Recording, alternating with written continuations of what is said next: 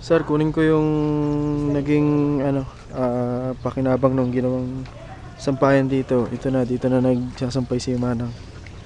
Ay, naku. Mag-hi ka nga, Manang. Ang gusto ko sa'yo, Manang eh.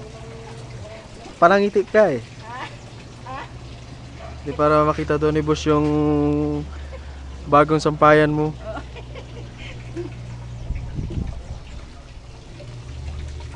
Mainit ba gano?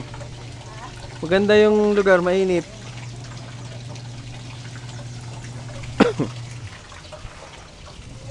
Tapos nilagyan po ng mesa pansamantala yung pagpapatungan ng mga lalabahan. Pero alisin ko pagtapos na.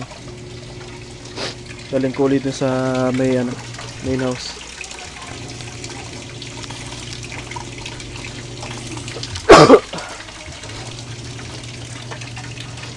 Tapos ito po yung setup ng washing machine dito.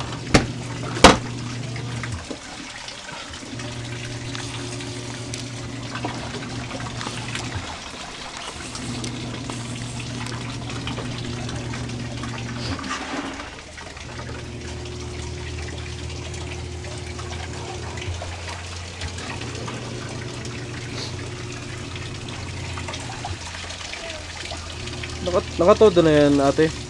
Nakatodo na yan yung tubig niyan. Malakas pa. Malakas pa. Hindi ba nag-iipon yung tubig, no? Ayan Kita mo naman Nasikaso ka na yung boss namin. Ilagyan ka pa ng bubong.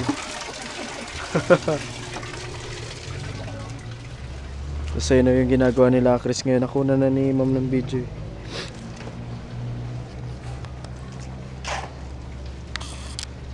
Niniso ni Chris pansamantala yung kanal. Ang dami nung basura galing doon sa taas. Galing doon sa pinakataas pa. Oo, yun ang nangangamoy. Kawawa tayo eh. Sa atin lagi naiipon ng basura eh. Oo, galing syempre doon sa taas. Bababa sa atin.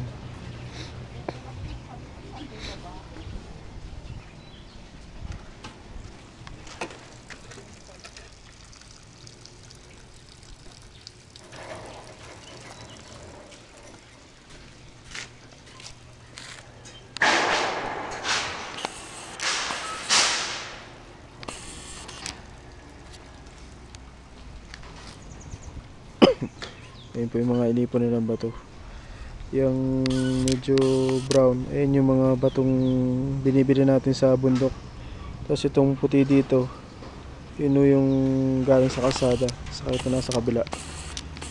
Segregate na yan, dito yung malalaki, dito yung sa kanan ko yung maliliit.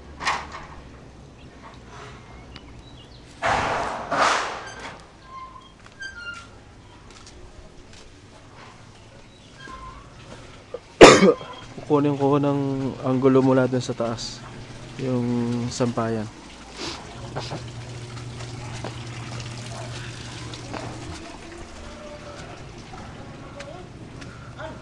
Oh, mara na.